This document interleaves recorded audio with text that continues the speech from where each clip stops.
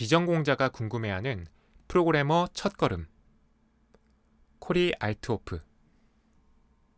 5장. 훌륭한 프로그래머가 되는 방법. 프로그래밍 모범 사례. 실무 코드는 다른 사람이 사용하도록 배포하는 코드입니다. 프로그램을 실무 단계로 만든다는 것은 당신의 코드를 누구나 사용할 수 있게 된다는 뜻입니다. 이 절에서는 실무에 적용할 준비가 된 코드를 작성하는 일반적인 원칙을 설명합니다. 이 절에서 소개하는 원칙 중 상당수는 앤디 헌트와 데이브 토마스가 쓴 실용주의 프로그래머에서 가져왔습니다. 필자는 이 책을 읽고 코드의 품질을 극적으로 향상시킬 수 있었습니다. 코드 작성은 최후의 수단입니다. 프로그래머가 됐다면 항상 코드를 가능한 한 적게 쓰도록 노력해야 합니다. 풀어야 할 문제가 있다면 가장 먼저 이걸 어떻게 해야지? 라고 생각할 것입니다. 그 다음에 떠올릴 생각은 누군가가 이 문제를 이미 해결했다면 그 답을 가져다 쓸 수 없을까?가 되어야 합니다. 해결할 문제가 일반적인 것이라면 누군가가 이미 해결했을 수도 있습니다. 먼저 검색부터 하십시오. 그 문제에 대해 이미 풀어놓은 답이 없다고 확신했을 때에만 직접 코드를 작성하십시오. DRY는 Don't Repeat Yourself의 준말입니다. 즉, 같은 일을 반복하지 말라는 뜻입니다. 프로그램의 같은 또는 거의 같은 코드가 반복되어서는 안 됩니다. 비슷한 일을 해야 한다면 함수를 만들어서 여러 상황에 대응하도록 하십시오. 독립성은 실용주의 프로그래머를 통해 알려진 중요한 프로그래밍 원칙 중 하나입니다. 헌트와 토마스는 독립성을 이렇게 설명합니다. 컴퓨터 공학에서 독립성이란 일종의 디커플링을 의미한다. 두 개 이상의 개체가 있고 그중 하나를 변경했을 때 다른 개체에 영향이 없다면 그들은 서로 독립적이다. 시스템을 잘 설계했다면 데이터베이스 코드와 사용자 인터페이스는 서로 독립적일 것이다. 인터페이스를 변경해도 데이터베이스에는 아무 영향이 없고 데이터베이스를 교체하더라도 인터페이스에는 아무 영향이 없다. 이 말을 숙지하고 항상 지켜야 합니다. 모듈 A와 B가 있다면 A의 코드를 바꿀 때 B에 어떤 영향이 있을까 걱정하는 일이 있어서는 안 됩니다. 시스템을 설계할 때 A가 B의 영향을 받고 B는 C의 영향을 받고 C는 D의 영향을 받는다는 식으로 설계한다면 관리 불가능한 코드가 되는 것은 시간 문제입니다. 데이터에는 한 가지 표현만 존재해야 합니다. 데이터를 여러 곳에 저장해서는 안 됩니다. 예를 들어 전화번호를 다루는 프로그램을 만든다고 합시다. 지역번호 리스트를 사용해야 하는 함수가 2개 있더라도 프로그램 전체에 걸쳐 지역번호 리스트는 단 하나만 존재해야 합니다. 지역번호 리스트를 2개 만들어서 각 함수마다 하나씩 사용하는 식으로 프로그래밍해서는 안 됩니다. 지역번호 리스트를 저장할 전역 변수를 만들어 사용하십시오. 더 좋은 방법은 파일이나 데이터베이스에 지역번호 정보를 저장하는 것입니다. 중복된 데이터가 존재할 때 일어나는 가장 큰 문제는 어느 시점에서든 데이터를 변경해야 할 때 그 데이터가 어디에 있는지 전부 알고 있어야 한다는 것입니다. 어떤 함수에서는 지역번호 리스트를 바꿨는데 다른 함수에서는 바꾸지 않았다면 분명 문제가 생깁니다. 데이터를 여기저기에 저장하지 않는 습관을 들이면 이런 문제를 예방할 수 있습니다. 함수는 한 가지 일만 해야 합니다. 모든 함수는 단 한 가지 일만 하도록 만들어야 합니다. 함수가 너무 길어지는 것 같다면 그 함수가 여러 가지 일을 하고 있는 것은 아닌지 점검하십시오. 함수가 한 가지 일만 하도록 제한하면 여러 가지 장점이 생깁니다. 함수의 이름만 봐도 그 함수가 무슨 일을 하는지 정확히 알 수 있으므로 코드를 읽기가 훨씬 편해집니다. 프로그램이 생각대로 동작하지 않을 때 함수 하나가 한 가지 일만 한다면 문제가 있는 함수를 빨리 찾아내고 분석할 수 있습니다. 유명한 프로그래머 여러 명이 이렇게 말했습니다. 소프트웨어가 이렇게 복잡해진 것은 일석이조를 추구한 결과다. 너무 오래 걸린다면 실수한 것일 수도 있습니다. 아주 복잡할 것이 분명한 작업, 예를 들어 거대한 데이터 세트를 다루는 상황이 아니라면 프로그램이 오래 걸릴 경우 뭔가 잘못하고 있는 것은 아닌지 의심해야 합니다. 처음부터 최선을 다하십시오. 프로그래밍을 하면서 더 좋은 방법이 있다는 것은 알지만 지금 한참 코딩하는 중이므로 이것을 멈추고 더 좋은 방법을 생각하고 싶지는 않다라는 생각이 든다면 당장 멈추십시오. 그리고 지금 바로 더 좋은 방법을 사용하십시오. 관례를 따르십시오. 프로그래밍 언어를 새로 배울 때는 그 언어의 관례를 배우는데 시간을 투자하십시오. 그 언어로 만들어진 코드를 더 빨리 읽을 수 있게 됩니다. PEP8은 파이썬 코드 작성에 관한 가이드 모음입니다. PEP8은 꼭 읽어보기 바랍니다. PEP8에는 파이썬 코드 줄바꿈에 관한 규칙 등 다양한 가이드가 들어있습니다. 좋은 IDE를 사용하십시오. 지금까지는 파이썬에 따라온 IDE인 아이들만 사용했을 것입니다. 하지만 아이들은 여러 IDE 중 하나일 뿐이고 아주 좋은 IDE는 아니므로 다른 IDE를 사용하길 권장합니다. 예를 들어 좋은 IDE에서 파이썬 프로젝트를 열면 프로젝트에 포함된 파일들이 탭 형태로 열립니다. 아이들에서는 파일마다 새 창을 열어야 하는데 번거로울 뿐만 아니라 파일 사이를 이동할 때에도 시간이 많이 걸립니다. 자신에게 가장 잘 맞는 IDE를 사용하길 권장합니다. 이는 작업 능률을 보다 향상시켜 줄 것입니다. 필자는 젯브레인에서 만든 파이참 IDE를 사용합니다. 파이참에는 무료 버전도 있고 전문가용 버전도 있습니다. 다음은 필자가 파이참에서 가장 좋아하는 기능들입니다. 변수, 함수, 객체의 정의를 보고 싶을 때 해당 변수, 함수, 객체를 정의한 코드로 바로 이동하는 단축키가 있습니다. 해당 코드가 다른 파일에 있어도 바로 이동할 수 있습니다. 이동하기 전 페이지로 돌아가는 단축키도 있습니다. 파이참에는 파일 변경 내용을 자동으로 저장하는 기능이 있습니다.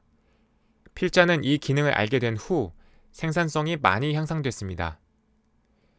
파이참은 프로젝트의 새 버전을 항상 자동으로 저장합니다. 저장소에 푸시할 필요가 없는 버전 컨트롤 시스템 기능이 있는 셈입니다. 사용자는 뭔가 설정할 필요는 없습니다. 파이참이 알아서 다 합니다.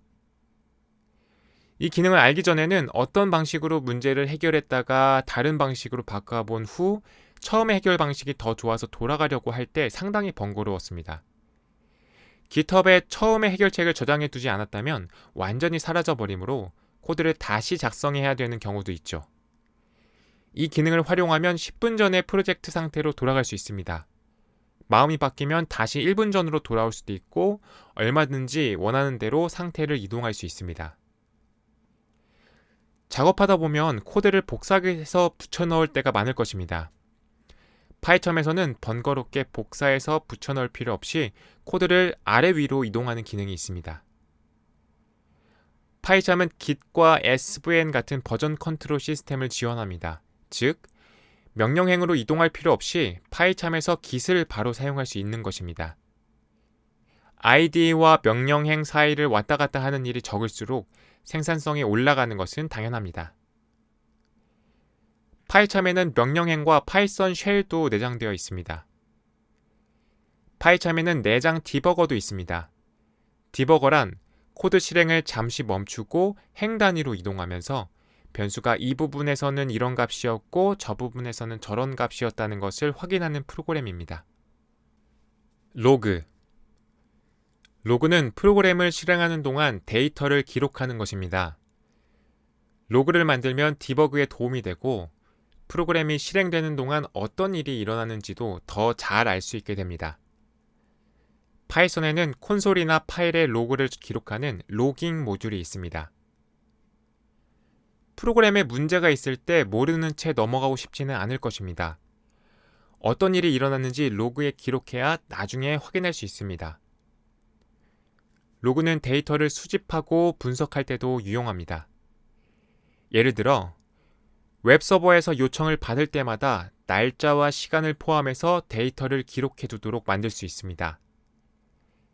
이 로그를 데이터베이스에 저장한 다음 다른 프로그램을 만들어서 데이터를 분석하고 매일매일 웹사이트에 몇 명이 방문했는지 그래프를 그릴 수도 있습니다.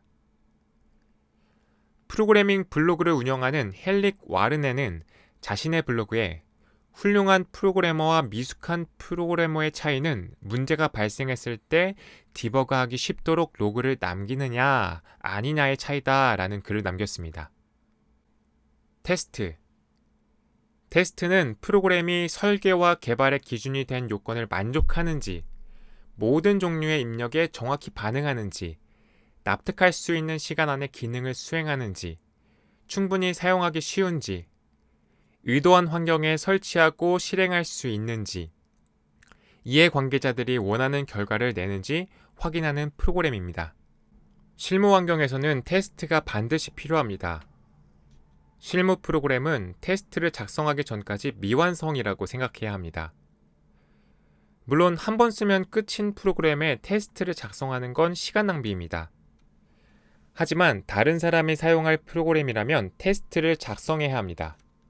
유명한 프로그래머들은 테스트하지 않은 코드는 깨진 코드라고 표현합니다.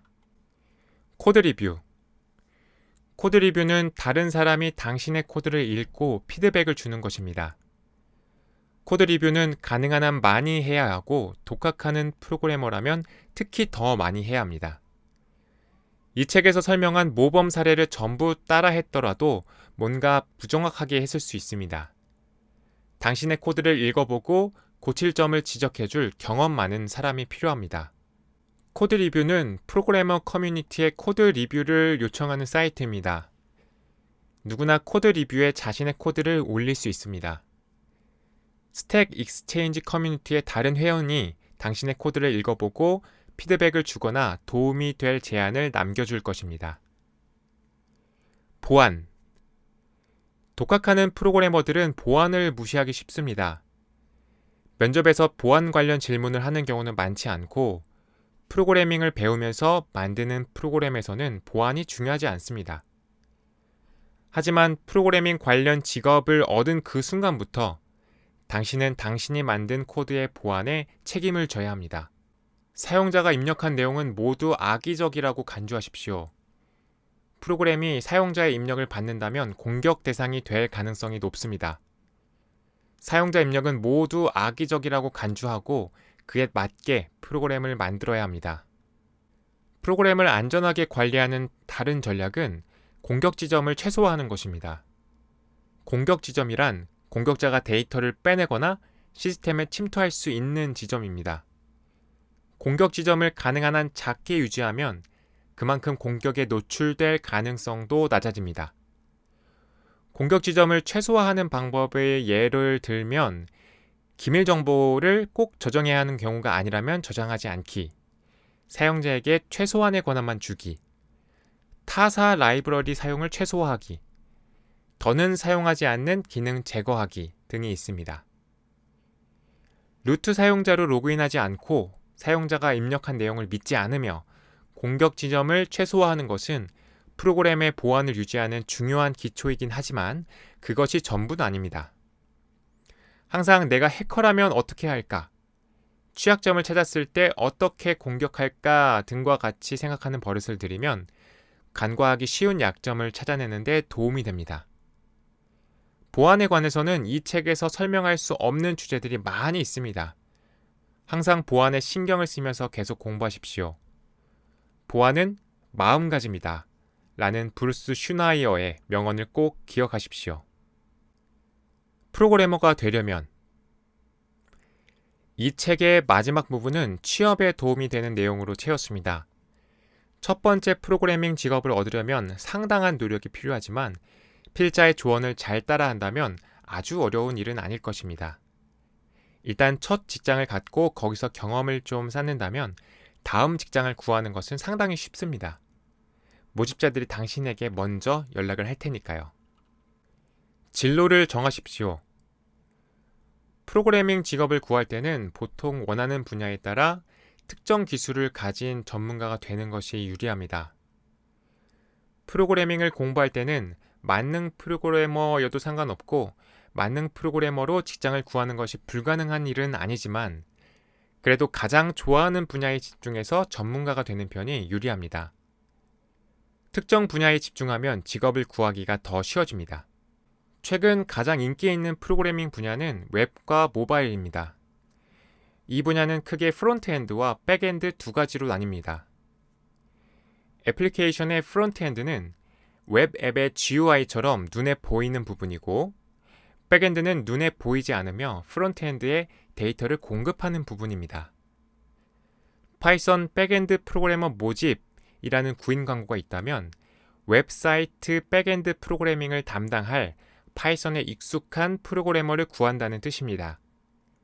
구인 광고에는 항상 어떤 기술의 전문가를 구하는지, 그 외 다른 기술이 필요한지 나와 있습니다. 프론트엔드만 담당하는 팀, 백엔드만 담당하는 팀을 구분하는 회사도 있지만 프론트엔드와 백엔드 모두 가능한 풀스택 개발자를 구하는 회사도 있습니다. 물론 이러한 구분은 웹사이트나 웹 앱을 개발하는 회사에만 의미가 있습니다. 보안, 플랫폼 공학, 데이터 과학 등 당신이 지원할 수 있는 프로그래밍 영역은 다양합니다. 구인 구직 사이트의 직업 설명을 읽어보면 프로그래밍 구인자들이 어떤 기술을 가진 사람을 원하는지 알 수 있습니다. 초기 경험 쌓기. 프로그래밍 직업을 구하려면 먼저 경험이 있어야 합니다. 그런데 아직 직장도 없는데 어떻게 프로그래밍 경험을 쌓을 수 있을까요? 방법이 있습니다.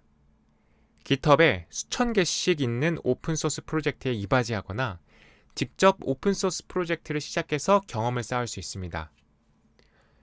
프리랜서로 일해보는 것도 한 가지 방법입니다. 업워크 같은 사이트에 프로필을 올리고 작은 프로그래밍 일거리부터 지원해 보십시오. 프로그래밍 관련 일감을 가진 사람을 알고 있다면 업워크에 가입한 후 당신을 고용하라고 부탁하십시오. 그러면 그 사람이 당신에 대해 좋은 평가를 남길 기회가 생깁니다. 업워크 같은 사이트에 좋은 평가가 하나도 없다면 일자리를 구하기가 쉽지 않을 것입니다. 반대로 일단 작은 일 하나라도 성공적으로 끝냈다는 객관적 평가가 있으면 신용을 얻을 수 있으므로 일자리를 구하기도 쉬워집니다. 면접 응시하기. 오픈소스나 프리랜서 일을 통해 경험을 쌓았다면 이제 면접을 볼 차례입니다. 필자가 생각하기에 면접 자리를 구할 가장 좋은 방법은 링크드인입니다. 아직 링크드인 계정이 없다면 당장 만들고 당신을 고용해 줄 수 있는 사람들과 관계를 넓히십시오. 프로필에는 당신이 어떤 프로그래밍 기술을 공부했는지 꼭 강조해야 합니다. 예를 들어 링크드인에 가입한 사람들 중 대다수가 프로필 맨 위에 프로그래밍 언어, 파이썬, 자바스크립트 같은 요약을 남깁니다. 그러면 모집자가 파이썬이나 자바스크립트 관련 프로그램을 검색할 때 노출될 수 있으니까요. 최근에 했던 오픈소스 프로젝트나 프리랜서 일거리를 이력에 남기는 것도 잊지 마십시오. 프로필을 다 썼으면 모집자를 초대하십시오. 링크드인에는 프로그래머를 구하는 모집자들이 아주 많습니다. 그들은 항상 재능 있는 프로그래머를 찾고 있으며 당신과 얘기해보고 싶어 할 것입니다. 모집자가 당신의 초대를 수락하면 지금 사람을 구하는 자리가 있는지 물어보십시오. 면접. 모집자가 사람을 구하는 자리에 당신이 적합하다고 판단하면 링크드인에서 전화 면접을 수락하라는 메시지를 보낼 것입니다. 모집자와 대화할 때 보통 기술적인 대화는 잘 하지 않지만 필자는 몇 가지 기술 문제의 답을 외워두었다가 첫 면접에서 물어보는 모집자를 만난 적이 있습니다. 보통 첫 면접의 대화 주제는 당신이 배운 기술, 이전의 경험, 회사 분위기에 적응할 수 있는지에 관한 것입니다. 첫 번째 면접을 잘 넘기면 두 번째 면접으로 넘어갑니다. 두 번째 면접에서는 보통 당신이 함께 일할 팀원들과 대화하게 됩니다. 아마 그들도 첫 번째 면접과 비슷한 질문을 할 것입니다. 하지만 이번에는 기술 테스트가 포함됩니다. 보통 웹사이트에 프로그래밍 질문을 올려놓은 다음 당신에게 주소를 알려주고 풀어보라고 하는 경우가 많습니다. 두 번째 면접을 잘 넘긴다면 마지막 면접을 한 번 더 보게 됩니다. 세 번째 면접은 일반적으로 회사 사무실에 방문해서 사람을 직접 만나는 면접입니다. 전화 면접과 마찬가지로 다양한 팀원들을 만나게 됩니다. 당신이 배운 기술과 경험에 관한 질문을 받고 몇 가지 테스트를 더 통과해야 합니다. 때로는 점심 식사를 같이 하면서 사교성이 좋은지 보는 회사도 있습니다. 세 번째 면접에는 유명한 화이트보드 테스트도 등장합니다. 지원한 회사에서 화이트보드 테스트를 한다면 미리 화이트보드를 하나 사서 연습하기를 권장합니다. 컴퓨터에서 프로그래밍 문제를 푸는 것보다 화이트보드에서 푸는 것이 훨씬 어려우므로 미리 연습을 해두면 도움이 됩니다. 컨닝. 프로그래밍 면접의 질문은 크게 두 가지, 즉 자료 구조와 알고리즘에 관한 것이 대부분입니다. 프로그래밍 면접을 통과하려면 자료 구조와 알고리즘에 대해 아주 잘 알고 있어야 합니다. 다행히 자료 구조와 알고리즘에 대해 공부하는 것이 헛수고는 아닙니다. 훌륭한 프로그래머가 되려면 필수적으로 익혀야 하는 지식이니까요. 면접관의 관점에서 생각해보면 면접을 준비할 때 어디에 집중해야 할지 범위를 더 좁혀서 생각할 수 있습니다. 면접관의 입장이 되어보십시오. 그들은 소프트웨어 개발은 끝이 없는 일이라고 생각할 것이고 사실 그렇기도 합니다. 면접관은 분명 할 일이 아주 많은 바쁜 사람일 테고 면접에 시간을 많이 할애할 수 없을 것입니다. 그런데도 시간을 들여 프로그래밍 질문을 직접 준비할까요? 아니겠죠. 면접관은 프로그래밍 면접 질문에 관해 검색해 본 후 검색 결과의 처음 한두 페이지 안에 있는 질문을 당신에게 할 것입니다. 결국 똑같은 면접 질문이 몇 번이나 반복되는 상황이 되고 당신도 인터넷에서 그 질문을 찾아 연습할 수 있습니다. 필자는 리트 코드를 강력히 추천합니다. 필자가 면접을 보면서 받았던 질문은 전부 리트 코드에서 찾을 수 있었습니다. 팀에서 일하기. 독학으로 프로그램을 배웠다면 혼자서 프로그래밍 하는데 익숙할 것입니다. 하지만 회사에 들어가면 팀에서 일하는 법을 배워야 합니다. 직접 회사를 차리더라도 언젠가는 다른 프로그래머를 고용해야 할 테고 그러면 그 사람과 같은 팀으로 일하는 법을 배워야 합니다. 프로그래밍은 여러 사람이 함께하는 일입니다. 여러 사람이 하는 일이 모두 그렇듯 프로그래밍에서도 동료들과 잘 어울려야 합니다. 이 절에서는 팀에서 잘 어울리기 위해 해야 할 일을 몇 가지 소개합니다. 기본을 마스터하십시오. 회사에 입사했다면 동료들은 당신이 이 책에서 설명하는 내용 정도는 충분히 이해하고 있을 것이라고 생각합니다. 책을 읽은 것으로는 충분하지 않습니다. 개념 자체를 완전히 자기 것으로 만들어야 합니다. 기본적인 것을 계속 도와줘야 한다면 동료들이 부처님이 아닌 이상 화가 날 것입니다. 검색할 수 있는 것을 묻지 마십시오. 프로그래밍을 독학으로 배웠다가 팀에 새로 들어간다면 배워야 할 것도 많고 질문할 것도 많을 것입니다. 물론 질문은 훌륭한 방법이지만 질문도 잘해야 합니다. 최소한 5분 이상은 검색해 본 다음 질문하십시오. 스스로 쉽게 답을 찾을 수 있는 것을 너무 자주 물어본다면 동료들을 짜증나게 할 것입니다. 코드 변경. 이 책을 여기까지 읽었다면 당신은 아마 좀 더 나아지려고 계속 노력하는 사람일 것입니다. 하지만 팀 동료 모두가 당신처럼 더 좋은 프로그래머가 되려는 열정을 가진 것은 아닙니다. 계속 공부하려는 열정이 없는 프로그래머나 그저 일이 진행되는 것만으로 만족하는 사람도 많습니다. 특히 스타트업에서는 품질 높은 코드를 만드는 것보다 빨리 만드는 것이 더 중요하므로 수준 낮은 코드를 만들 때가 많습니다.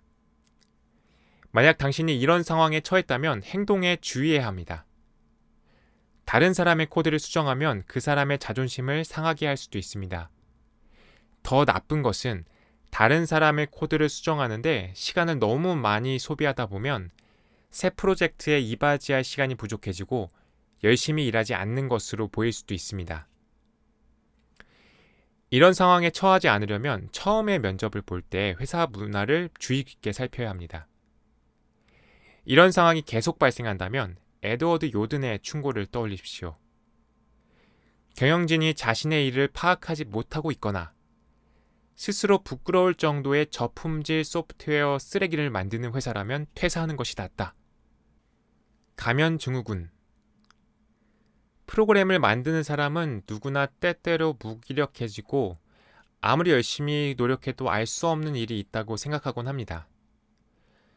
독학하는 프로그래머라면 특히 들어본 적도 없는 일을 부탁받거나 컴퓨터 분야에서 아직 모르는 것이 너무나 많다는 생각에 나는 이곳에 어울리지 않는다 식의 자괴감에 빠지기 쉽습니다.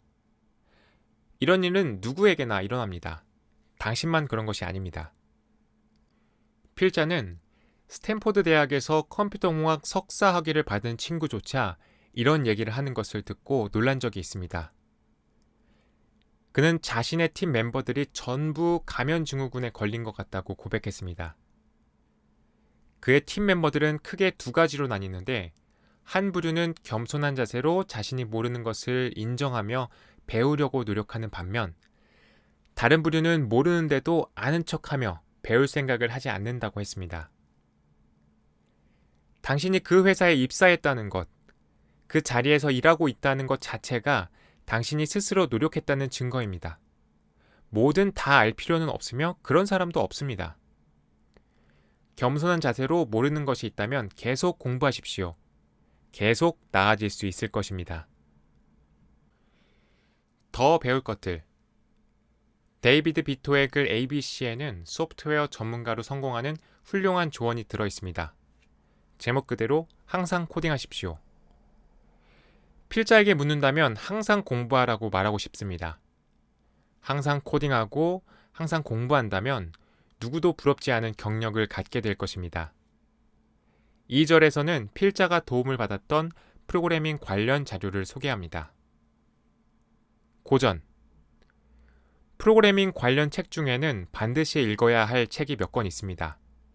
앤디 헌트와 데이비드 토마스가 쓴 실용주의 프로그래머, 에리 감마, 리처드 헬름, 랄프 존슨, 존 블리시데스가 쓴 GOF의 디자인 패턴, 스티브 맥커넬이 쓴 코드 컴플릿, 라비세티, 모니카 램, 엘프리드 에이호, 제프리 울만이 쓴 컴파일러, 원리, 기법, 도구, 그리고 MIT 출판부에서 출간한 Introduction to Algorithm 등은 모두 훌륭한 책입니다. 디자인 패턴은 매우 중요한 주제이지만 이 책에서는 다루지 못했습니다. 다음 단계. 먼저 이 책을 구입해준 독자분들께 감사드립니다. 더 좋은 프로그래머가 되는데 이 책이 도움이 되었기를 바랍니다. 책을 다 읽었으니 이제 행동을 시작할 시간입니다. 뭐부터 시작해야 할까요? 자료 구조와 알고리즘입니다. 리트코드에 가서 자료 구조와 알고리즘 문제를 연습하십시오. 충분히 연습했나요? 그럼 더 하세요. 2절에서는 프로그래머로 계속 발전하는데 도움이 될 만한 조언을 드리겠습니다. 멘토를 찾으십시오.